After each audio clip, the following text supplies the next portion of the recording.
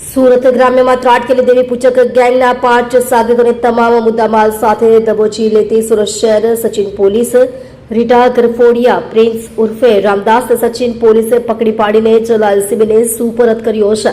જિલ્લા એલસીબીના પીઆઈ નરેશ પાંચાણીને મળેલી બાતમીના આધારે પલસાણાના બલેશ્વર બિલાલ નગર ખાતે આવેલી ખાનભાઈની ચાલમાં દરોડો પાડીને 3 મહિલાઓ સહિત કુલ 5 તસ્કરો પૈકીના કિશોર રતિલાલ દેવી પૂજક, હરેશ ગોપાલ, ફિરોઝ સાદિક અંસારી, કાજલબેન અને ભૂરીબેન દેવી પૂજકને ઝડપી પાડ્યા છે, જ્યારે એક આરોપીને વોન્ટેડ જાહેર કરાયો છે।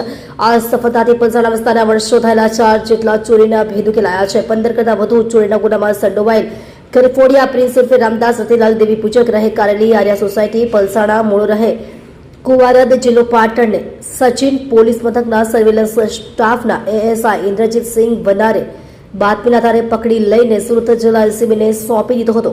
પોલીસે પકડાયેલા આરોપીઓ પાસેથી ચોરી કરવા માટે વપરાતી ઓટો રિક્ષા સહિત કુલ ₹4,34,300નો મુદ્દામાલ રિકવર કર્યો છે। તમે જોઈ રહ્યા છો DNY ન્યૂઝ ચેનલ રમન કૌરની સાથે।